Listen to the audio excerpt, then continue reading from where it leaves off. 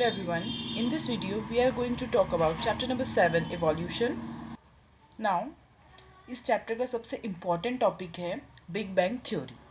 So basically ये जो chapter evolution वो किस बारे में है. देखो जो लाइफ अर्थ का जो ओरिजिन था वो किस तरीके से हुआ था, कौन कौन से क्लाइमेटिक कंडीशंस रहे, क्या क्या चेंजेस आए थे. सो इनिशियली जो एक थ्योरी है जो सपोर्ट करती है origin of universe, origin of earth को, वो कौन सी है, उसको हम कहते हैं big bang theory. According to big bang theory starting बहुत ही बड़े एक्सप्लोजन से हुई थी, ह्यूज एक्सप्लोजन से. अब जो भी एक्सप्लोजन रहा था उसके रिजल्ट में क्या हुआ था, बहुत ज़्यादा टेम्परेचर अर्थ पर आया, यूनिवर्स का फॉर्मेशन होना स्टार्ट हो गया था, हाइड्रोजन और हीलियम धीरे धीरे करके फॉर्म हो रहे थे. मीन्स टेम्परेचर पहले आया था, उसके बाद चलकर गैसेस की फॉर्मेशन हुई थी. और ऐसा माना जाता है कि जो अर्थ की फॉर्मेशन का जो प्रोसेस है वहाँ पर धीरे धीरे जो क्लाइमेटिक कंडीशन का जो चेंज होने का जो प्रोसेस है वो स्टार्ट हुआ था 4.5 बिलियंस ईयर बैक. उसके बाद आप देखोगे water vapours, methane, CO2, NH3, ये सब गैसेस, ये सब सब्सटेंसेस हमारे एटमॉस्फेयर में ऑलरेडी अवेलेबल थे जब अर्थ की फॉर्मेशन हो चुकी थी. इन सब मॉलिक्यूल्स के आने के बाद सन से जो आने वाली अल्ट्रा वायलेट रेडिएशंस थी, वो रेडिएशंस क्या करती थी कि जो वाटर वेपर्स यानी कि जो H2O जो हमारे सराउंडिंग में प्रेजेंट है, जो वाटर मॉलिक्यूल है उसके ऊपर एक्ट करती थी. एज अ रिजल्ट हाइड्रोजन और ऑक्सीजन ब्रेक होते थे, क्योंकि हाइड्रोजन काफ़ी हल्का होता है, लाइटर, तो वो स्केप कर जाता था. तो यहाँ पर हमने जिन गैसेस के बारे में बात करी है उसको मेंशन बहुत ज़रूरी है. फिर क्या होगा, यहाँ पर जो गैसेस जो ब्रेक डाउन करेगी इन्हीं के कंपोजिशन से बाकी जैसे CO2 है या वाटर है, इस तरीके से अलग अलग कंपोनेंट्स की फॉर्मेशन चला करेगी. फिर नेक्स्ट आपकी NCERT के अंदर एक थ्योरी गई है जिसके अंदर लिखा हुआ है कि जो स्पोर हैं उसकी हेल्प से न्यू लाइफ का फॉर्मेशन होता है. ठीक है, तो आपकी NCERT में ऐसा लिखा गया है, उसको बोला जाता है पैनस्पर्मिया. तो ये टर्म आपको सिर्फ याद रखनी है. अब नेक्स्ट यहाँ पे स्पॉन्टेनियस जनरेशन थ्योरी है, ये क्या कहती है. इसके हिसाब से जो सबसे पहले लाइफ की फॉर्मेशन हुई थी अर्थ पर वो किसकी मदद से हुई थी, किन कंपोनेंट्स की वजह से हुई थी.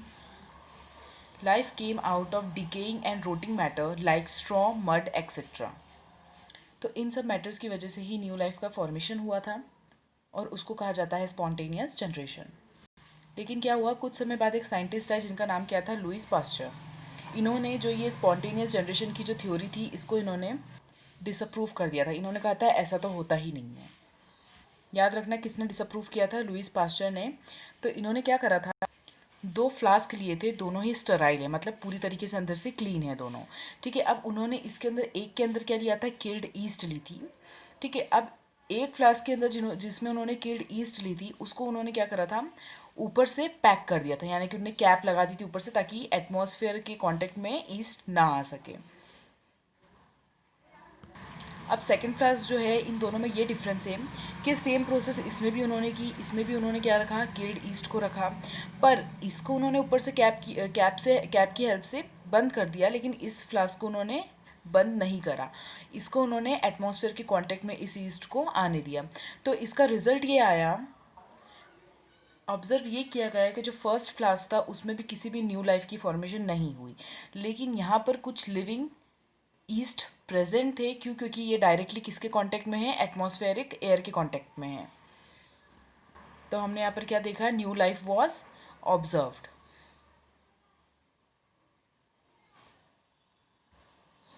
अब यहाँ पर तो ऐसा दे रखा है कि स्पॉन्टेनियस जनरेशन का मतलब है डेड और डिकेइंग रूटिंग मैटर से न्यू लाइफ की फॉर्मेशन होना या करना. तो वो तो इसमें भी होनी चाहिए थी, अब नहीं हो रही है. क्यों, क्योंकि एटमॉस्फेयर से जो पूरा तरीके से जो कांटेक्ट है वो ख़त्म हो गया था.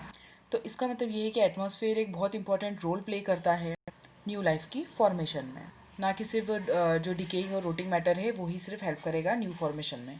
Understand. So the theory of spontaneous generation was disapproved by Louis Pasteur. क्या उनका एक्सपेरिमेंट था वो मैंने अभी आपको यहाँ पर बता दिया है. चलिए अब आगे बढ़ते हैं ओपेरन और हेल्डन के बारे में. रशिया और इंग्लैंड के साइंटिस्ट है, काफ़ी बार इनके बारे में पूछा जाता है. अब इन्होंने क्या बोला था, इन्होंने ये बोला था हमारे अर्थ पर सबसे पहले जो फर्स्ट फॉर्म ऑफ लाइफ है वो कहाँ से आई थी. सो वो आई थी प्री एग्जिस्टिंग, यानी कि पहले से जो एग्जिस्ट कर रहे हैं, मीन्स RNA और प्रोटीन से. फिर उन्होंने बताया कि जो ये लाइफ की जो ये प्रोसेस है it was preceded by chemical evolution, यानी कि इन सब चीज़ों में एक चीज़ बहुत इंपॉर्टेंट थी, जो क्या थी आपकी केमिकल इवोल्यूशन। इस तरीके से केमिकल इवोल्यूशन के बारे में बताने वाले जो साइंटिस्ट हैं वो ओपेरन और हेल्डेन हैं। लेकिन इसका जो प्रूफ था केमिकल इवोल्यूशन का, वो दिया था एस.एल. मिलर ने। किसने दिया था? एस.एल. मिलर ने दिया था 1953 में।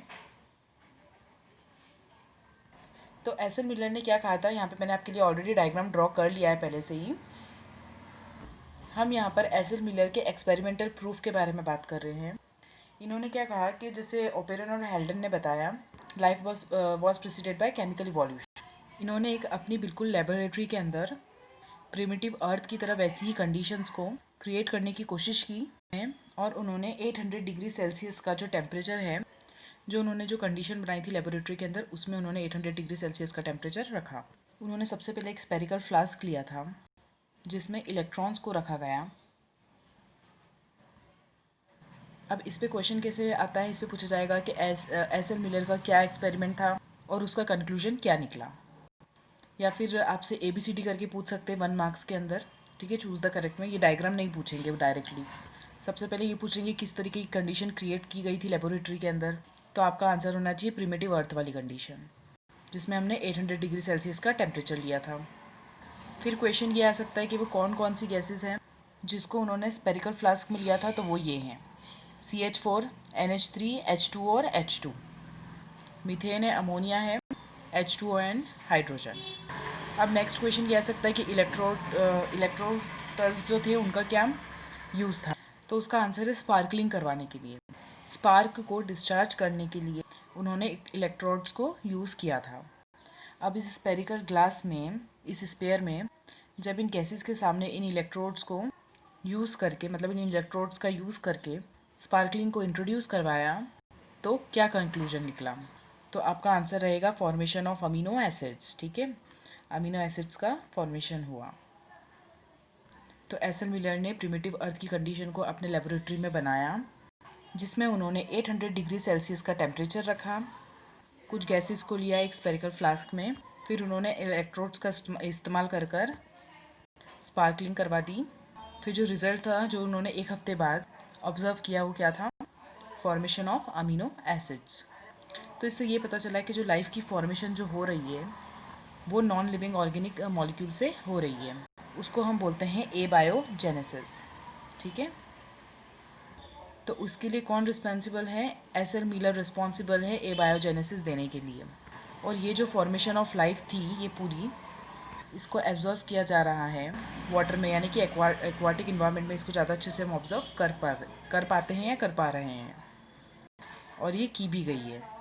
अंडरस्टैंड। तो यहाँ पे हमने एस.एल. मिलर के बारे में बात करी, और ये किस चीज़ के लिए था, केमिकल इवोल्यूशन के लिए था। उन्होंने केमिकल इवोल्यूशन को प्रूव किया था। अब हम आगे बढ़ते हैं, वो कौन कौन सी चीज़ें हैं जो इवोल्यूशन के रिलेटेड आपसे पूछ ली जा सकती है। सबसे पहले 3 कॉनोटेशंस ऑफ स्पेशल थ्योरी। सबसे पहला जो लाइफ, जो स्पीशीज़ आप अभी ऑब्जर्व कर रहे हो, वो ऐसी ही थी स्टार्टिंग से। तो क्या ये बात सही है या नहीं। सेकेंड, जो लाइफ है जो हम आज देख रहे हैं, क्या वो ऐसी ही थी कि दूसरा उसमें कुछ वेरिएशंस ही नहीं आया, और क्या वो फ्यूचर्स में भी ऐसी ही रहेगी। तो वो भी बात सही नहीं है। दूसरा, जो अर्थ है वो 4000 ईयर्स पहले बनी है। तो क्या ये ऐसा सही है कि जो अर्थ है वो 4000 साल पहले बनी है। तो ये भी रॉन्ग है। तो आपको ये 3 कॉनोटेशंस याद रखने हैं। Life we see today was created as such, the diversity was same as such, the diversity was same as we see today and will remain same in future. Earth is 4000 years old, ठीक है, ये भी गलत point है। तो ये सारी चीज़ें आपको याद रखना है। ये 3 मार्क्स में या 2 मार्क्स में पूछ लिया जाता है।